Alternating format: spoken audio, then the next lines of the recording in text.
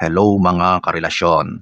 Ladies, pag-uusapan natin ngayon ang mga kilos ng babae na sadyang nakakabighani sa lalaki. So ladies, kung gusto mong malaman ang mga ito, manood ka. So, diretso na tayo sa number one. Ito yung pagiging totoo at hindi nagpapanggap. So ladies, ito yung huwag mong pilitin ang sarili mo na gawin ang isang bagay para lang mapansin ka ng lalaki. Alam nyo ladies, ang lalaki kapag gusto niya ang isang babae, kahit magtago ka pa, hahanapin ka niyan, okay? So hindi mo talaga kailangan ang mga ito. Sa totoo lang, mas nagugustuhan, mas naa-attract ang isang lalaki sa babaeng tunay, natural, walang pretensions sa sarili. So tulad ng paulit-ulit kong sinasabi sa mga lahat ng videos ko, just be yourself. Be natural. Hindi ba nga may kasabihan na don't force yourself to love or for love. Number two, ito yung pagiging mahinhin. Mahinhin in the sense na ikaw ay babaeng babae. You are exuding feminine energy. Okay? Madalas kasi kapag sinabing mahinhin, parang negative yung dating, pero hindi ganon. Ang pagiging mahinhin ay nasa kung paano ka gumalaw bilang babae.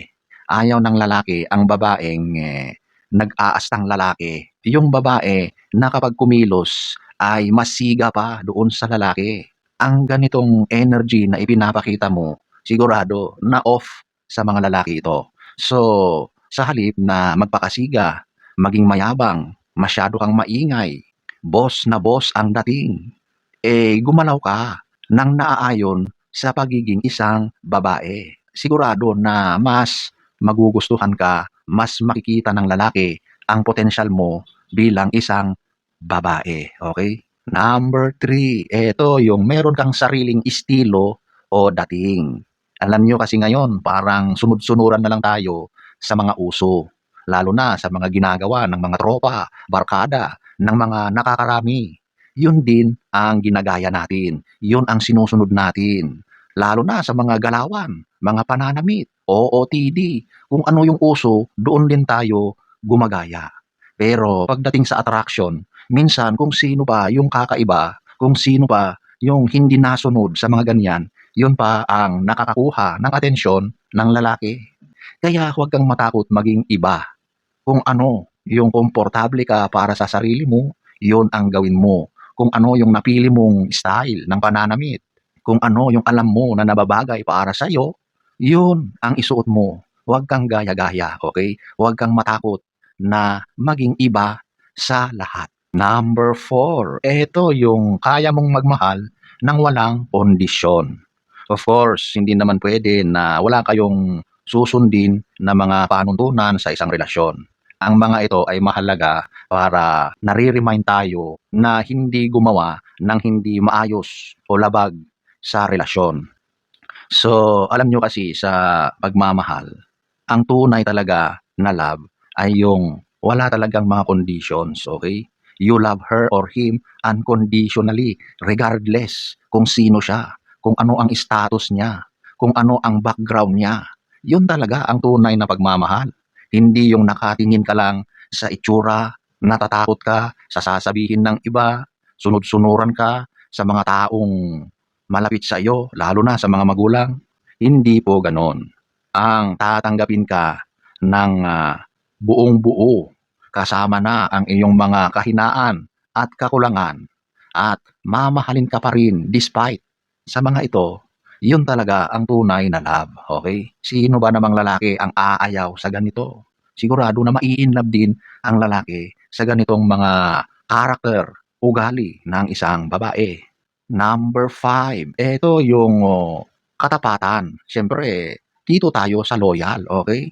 Mahirap naman kung makikipagrelasyon ka sa isang tao na alam mo na hindi kayang manindigan sa isang relasyon, na kung kani-kanino sumasama, kani-kanino nag-e-entertain ng mga kilos, ng mga gestures, okay? Mahirap yun. Ang lalaki kapag naghahanap ng babaeng prospect o mamahalin, doon siya sa alam niya na magiging tapat at loyal sa kanyang pagmamahal. So kapag nakikita niya na masyado kang malapit or lapitin ng mga lalaki, sigurado na mag-aalangan yan. O kaya meron kang history na papalit-palit ng relasyon, ibig sabihin may problema sa'yo. Number 6, ito yung kakayahang tumawa at magpatawa. Ibig sabihin na hindi porket tawanan ay kailangan mong maging isang komedyante. Ang ibig sabihin nito ay kaya mong sumabay sa mga biruan, sa mga asaran, at kaya mo rin minsan na magbigay ng something na nakakatawa. Meron kasing mga tao na hirap sa mga ganitong mga sitwasyon na kapag nasa isang grupo, pakiramdam nila OP sila. So ang ginagawa is ipinapakita yung disgusto sa mga nangyayari. Kaya maaring nananahimik o kaya nagiging seryoso, minsan sumisimangot na, huwag pong ganon, okay? Dapat nagiging flexible ka sa mga ganitong pagkakataon, okay? Kung ayaw mo, huwag ka nang sumama sa mga ganyang mga grupo. Number 7, ito yung meron kang kumpiyansa sa sarili mo. Hindi mo kailangang maging mayabang para ipakita na kayang-kaya mong gawin, na alam mo ang lahat. Hindi ganon, okay? Minsan, kung sino pa yung nananahimik, nakatingin lang, yun pala ang tunay na may alam kaysa yung mga sobrang maiingay. Di ba nga sabi, ang maingay na lata ay walang laman. So ganun din sa isang tao. Yung mga sobra-sobrang maiingay, madalas ay talagang mahihina yan. Kaya sila nag-iingay para makompensate yung confidence nila. Kapag nakikita ng lalaki na kaya mong manindigan, na kaya mong makipag-usap, kaya mong tumingin sa mata ng kausap, ang mga ito ay nagpapakita ng confidence. So kahit ikaw ay walang ginagawa, kahit ikaw ay nakaupo lang at nakatingin, relax, nagbibigay ka ng aura of confidence. Yun ang tunay na kumpiyansa. Okay? So hindi mo kailangan talaga na maging arrogante, maging malakas ang boses, magsisigaw, mag-aastang siga para masabing meron kang kumpiyansa. Okay? At ang mga ganitong mga kilos mo, mas lalong nakakaakit ito sa paningin ng lalaki.